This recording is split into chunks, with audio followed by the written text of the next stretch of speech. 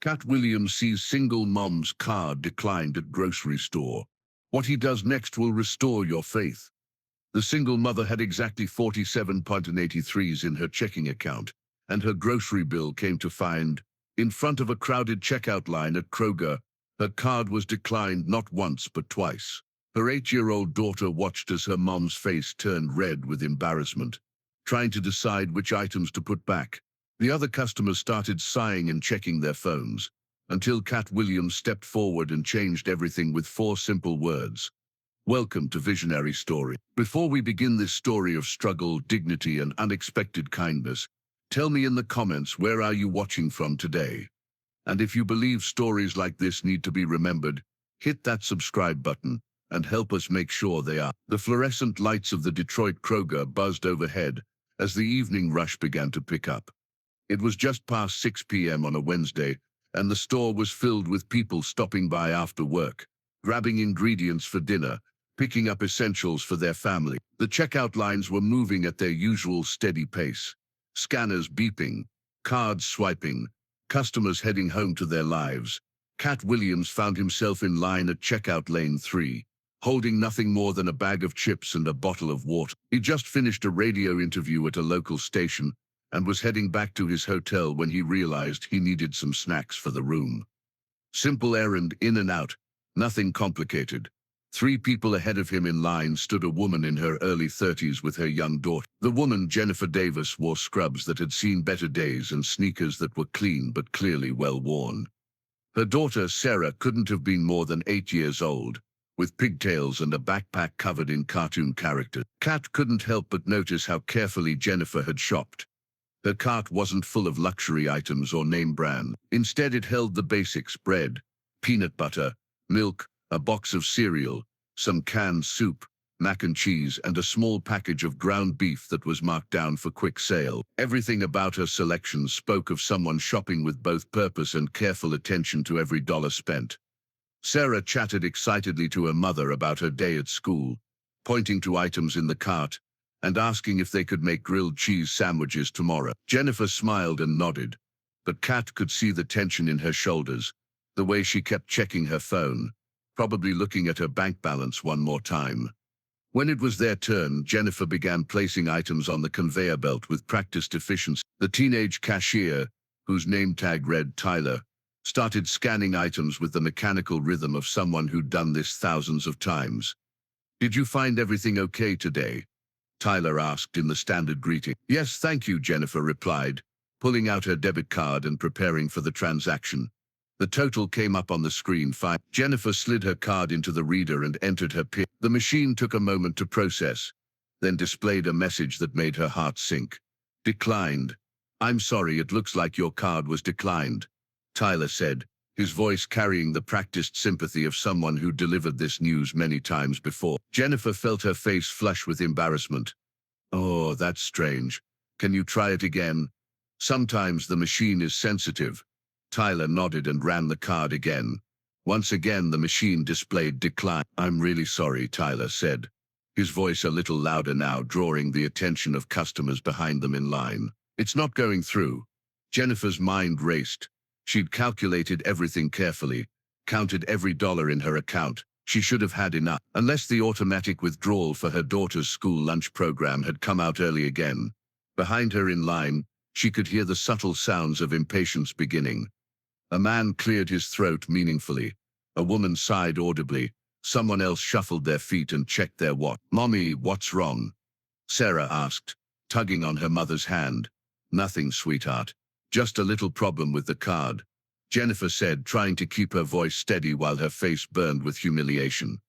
She pulled out her phone and quickly checked her bank balance. The screen showed exactly what she'd feared: $47. The school lunch payment had indeed come out early, leaving her 4.32. "No problem," Tyler replied, though his tone suggested this was anything but convenient.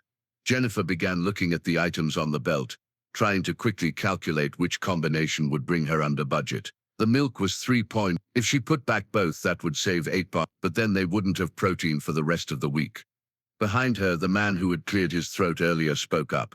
"Come on, lady. Some of us have places to be." "I'm going as fast as I can," Jennifer replied, her voice cracking slightly as she tried to hold back tears. Sarah looked up at her mother with confusion and growing distress.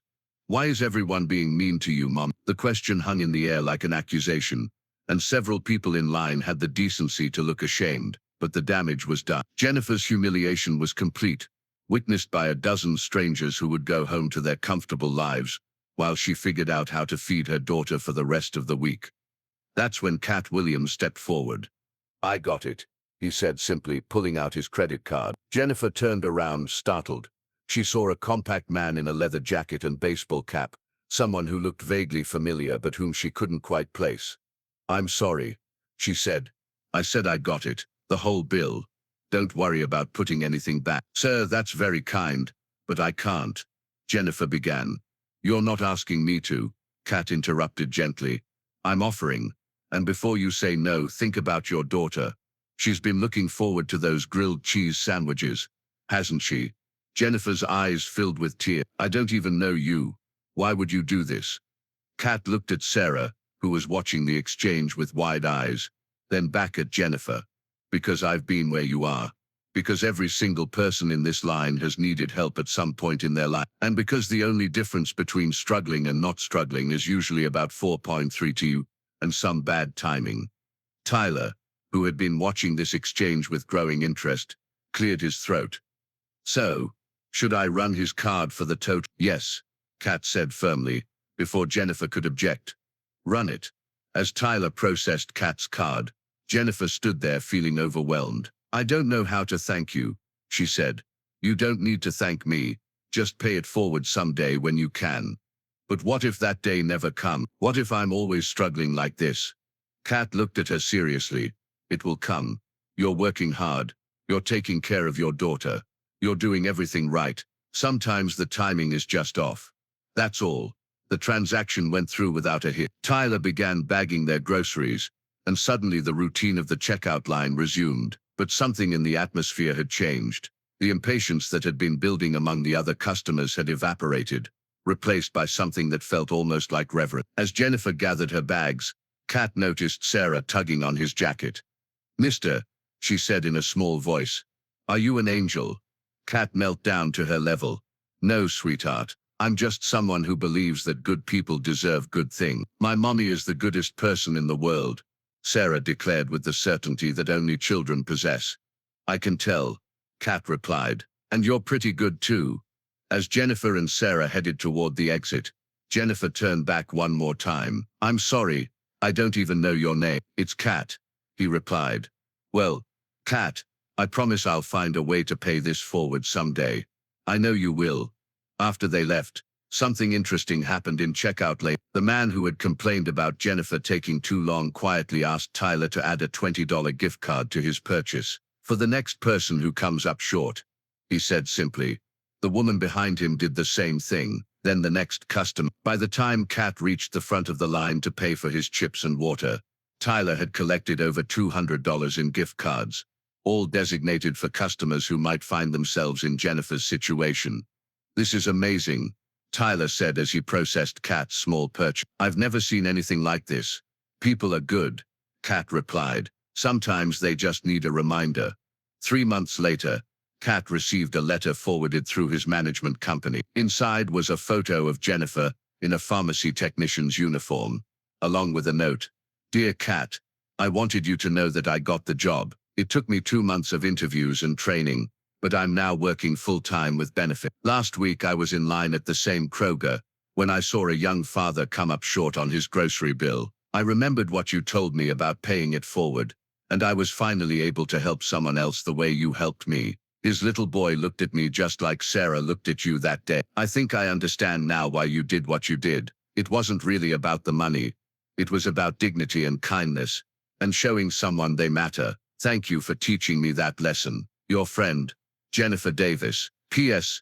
Sarah still asks about the angel man who helped us that day. Katt kept that letter in his wallet for years. It served as a reminder that sometimes the most important performances happen not on stage, but in checkout lines where real people are living real struggles and just need someone to see their dignity instead of their problem. The Kroger in Detroit still keeps a supply of gift cards at customer service funded by donations from shoppers who were inspired by what they witnessed that Wednesday evening. The staff calls it the Pay It Forward Fund, and it helps dozens of families every month when they come up a few dollars short. Because sometimes the smallest gestures create the biggest changes. Sometimes 4 simple words, "I got it," can restore someone's faith in humanity and start a chain reaction of kindness that spreads far beyond what anyone could imagine. So now I ask you, have you ever been in Jennifer's position, standing in a checkout line hoping your card goes through, feeling the weight of other people's impatience? Or have you been the person behind someone who was struggling, faced with the choice between compassion and convenience? Share that moment in the comments. Let others know how it felt. Because these stories need to be told. Because at Visionary Story, we believe that the most powerful moments happen in ordinary places like grocery stores, where everyday heroes prove that kindness doesn't cost extra, but it's worth everything. Thank you for watching. If this story touched you, subscribe, share, and help us keep these voices alive. We'll see you in the next one. And until then, remember, if you ever see someone counting change at a checkout line, maybe you're looking at someone who just needs a reminder that they matter.